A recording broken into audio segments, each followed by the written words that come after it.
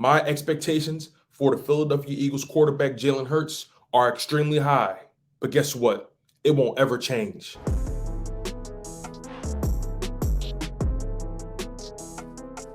This is an important season for Jalen Hurts, the 2022 season.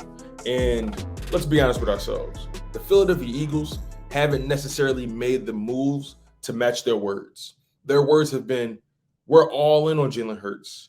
We're supporting Jalen Hurts. He's the guy, And in the same breath, they'll say, we also don't know what the future holds. So they're still trying to play this in-between game, if you ask me.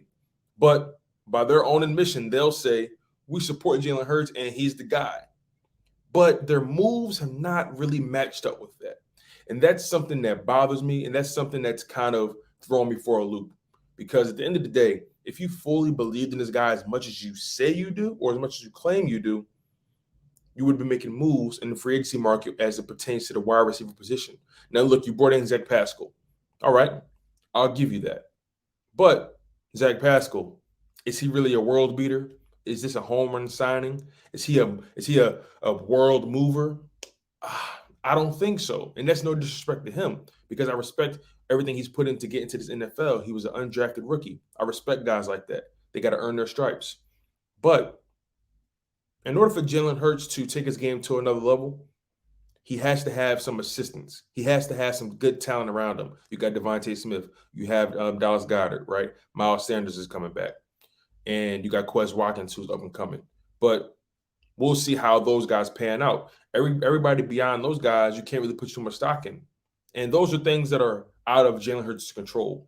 But this video, we're going to focus on what Jalen Hurts can control. We're going to focus on my expectations for Jalen Hurts and what I feel he needs to do in order to be considered franchise for this organization.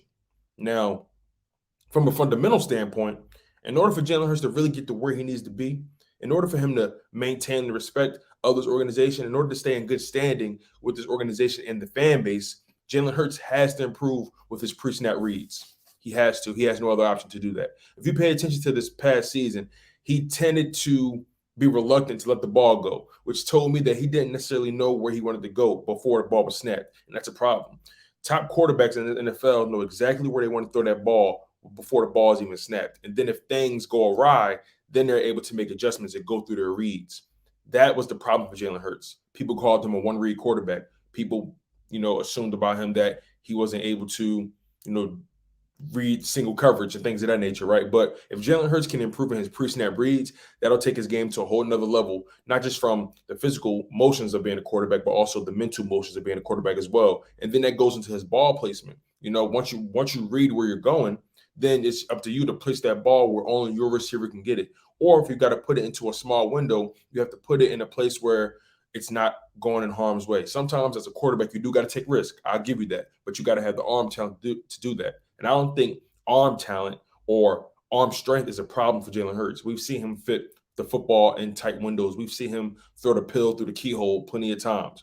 But his accuracy, his anticipation is something that we have to continue to monitor, because that was his weaknesses. He throws the ball with very good touch. He throws very catchable balls, right? But it's about his anticipation, especially on the deep ball. He tends to wait until the guy gets open rather than throwing him open in hopes that the guy can outrun his defender. So he needs to trust the guys around him, and he needs to be able to get better with throwing the ball under pressure. It's times where he's had a clean pocket, and things haven't necessarily really gone his way still. So Jalen Hurts has to essentially work on his fundamentals, especially when it comes to the footwork. And as my old friend Gate City always says, the quarterback position is built from the ground up. And I firmly believe that. Shout out to Gate City Sports. And from a statistical standpoint, I need to see Jalen Hurts complete 65% of his passes or higher. I don't know if that's an astronomical jump for you guys, but in my opinion, his rookie season, he completed 59% of his passes. Then his second season, which was his first year as a starter, he completed about 61% of his passes. I need that to go to 65% or higher, because that tells me that you're in the upper echelon of quarterbacks. And then you have to think about the touchdown perspective. We know what Jalen Hurts is going to do running the ball. He's going to get you about 7 to 8, 9 rushing touchdowns a season. That's what he's going to do. That's his style of play. But in order to be taken serious as a quarterback, in order to get through these playoffs, you need to be able to throw that pill in the end zone. And I would like to see Jalen Hurts throw 30 passing touchdowns this season. Some of you may say that's wishful thinking, But my expectations, like I said, will never change, and I know they're high. But I want this man to be the best version of himself. I want this man to be the bona fide leader of this organization. I don't want to leave no stone unturned. And then I need 4,000 passing yards, which in reality is only 235 on average passing yards per game. That shouldn't be hard to do for an NFL quarterback. And let's go back to the passing touchdowns real quick. 30 passing touchdowns are what? Almost 2 touchdowns per game. So if he can't get 2 passing touchdowns per game, if he can't get that, maybe he's not the guy for the future. But again, my faith is in Jalen Hurts. I'm carrying it strong, as you can already see. But I want the best for that young man. I want Jalen Hurts to take his game to another level. I believe in him wholeheartedly, and it's Hurts season to until the wheels fall off. That's how I see it, you guys. But I want you guys to comment below and tell me what you guys think. Do you guys think Jalen Hurts has what it takes to improve?